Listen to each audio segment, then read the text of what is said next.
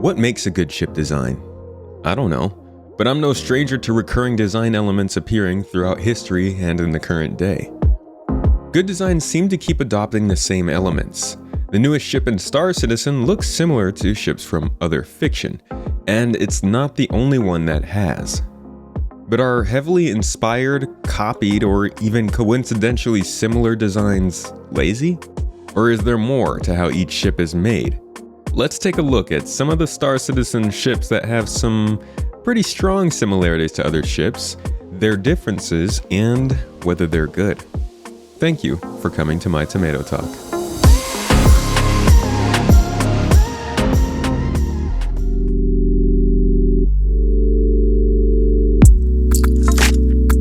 First, of course, is the star of the show, the newest ship to be added to the game, the RSI Scorpius. Right off the bat, the Scorpius makes most people think of the X-Wing from Star Wars, but my more cultured citizens may be getting vibes of the Star Fury from Babylon 5. I am unfortunately not cultured, so I can't comment on that much. What I can say is the ship has been designed to be an original. No matter the shape, language, aerodynamics, or colors, the amount of modeling and detailing that went into this ship in order to provide the right visual feedback is unmatched. You'll see similarities to the X-Wing, such as engines on the inner segments of the wings and guns on the outer edges.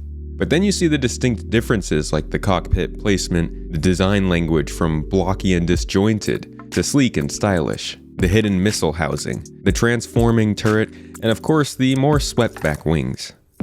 Then there are the landing modes, a highlight of the Scorpius design for one distinct reason. When landed, the ship actually imitates its less combat-oriented sibling, the Aurora. It's a nice touch of continuity throughout the in-game brand. This also, of course, allows the fighter to land in more hangar bays in the verse, making it a valuable escort that normally would not be available for such trips. While the design is similar to others from the past, the unique nature of its setting and use make it hard not to call it unique on its own.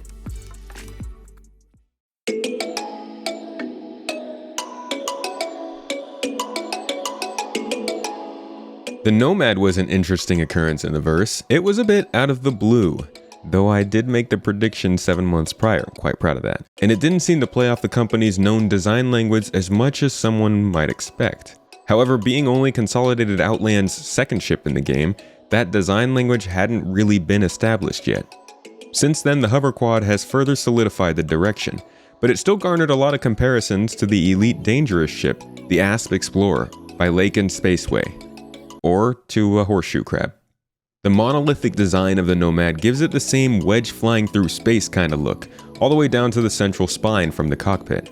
The two fins in the back and even the segmented metal plate design drive a striking resemblance that's too much to ignore.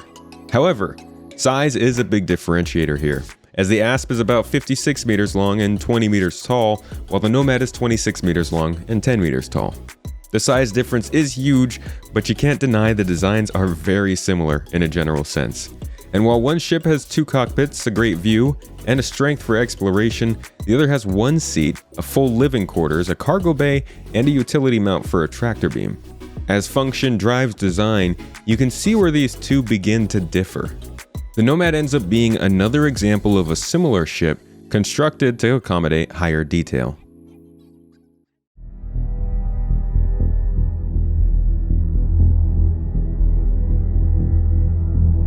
The massive industrial salvager, the Reclaimer, takes quite a bit of inspiration from the Nostromo in the Aliens universe, but also manages to sneak in another great design element from a ship in the same fiction. When it comes to what inspiration I'm talking about, that much is pretty obvious. It's not necessarily the shape language that sells the vision, it's the atmosphere. More than any other ship in the game, the Reclaimer sells its atmosphere, from the soft padding lining the walls, similar to one of the eeriest space destinations of the last century, down to the crappy upkeep, something you'll want to tend to. Even one video took a scene straight from the Aliens movie, and it actually got pretty close to the shot.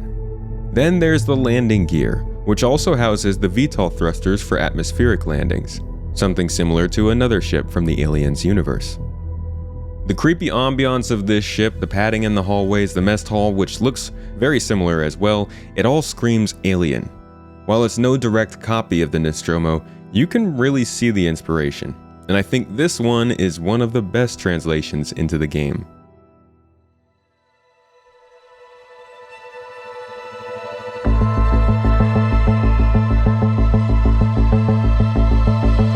The Carrack feels a bit like a couple different ships.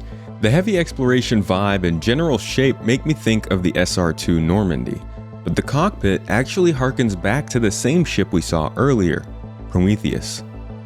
The double-deck floorless style isn't new by any means, but these cockpits are very similar, at least from what we can see. And let's not start with the mess hall. Much like the Reclaimer, this one gives off some chest-bursty vibes. It's actually interesting to see the mess halls from two completely different manufacturers in the game look so similar. But I guess this is the way. The Carrack has a few elements that clearly call back to other beloved fictions, but the overall design really does stand out on its own. As one of the most self-sufficient medium to large ships in the game, it had to have its own substantial look. While many aren't happy with the changes from the original concept to the final product, it managed to always maintain its own style.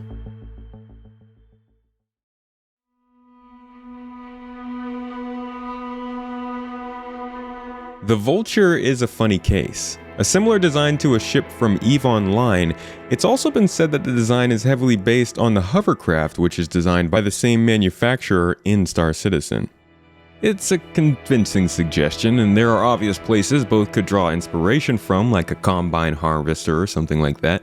But the names are similar, the color's similar, the silhouette, it's just too darn close. Even the EVE developers, bless their hearts, had to call it out on Twitter. But as with many of the ships here, the Vulture is original in its own right in detail and intent. It's made to house a human that actually needs to use the ship. Living quarters, cargo space, and at least Drake standards worth of shelter all make the ship feel much more original than a simple 3D model. I totally get the name thing too. As a salvaging ship, it just makes sense, but it's pretty unfortunate. All of these ships are similar to others, but the great thing about this game as an FPS space sim is we get to actually experience them inside and out. And these aren't the only ones. There are plenty of ships in the game that very clearly draw inspiration from sources or derivatives in both design and in spirit.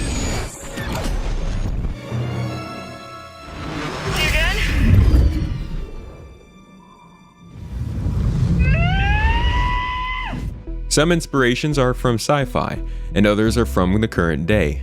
The thing they all have in common is that they all eventually become engaging and interactive experiences in-game, and that's what I'm here for. It also goes to show the dedication to the genre, as many designs feel like callbacks to many of the fictions and IPs that inspired the majority of those building the game right now. There's something nice about knowing that. Whether you like these similarities or not, it's a bit relieving to have some genuine excitement on full display like that. I'm sure there will be many more designs in the future that look similar to some of your favorites and maybe even outdo them.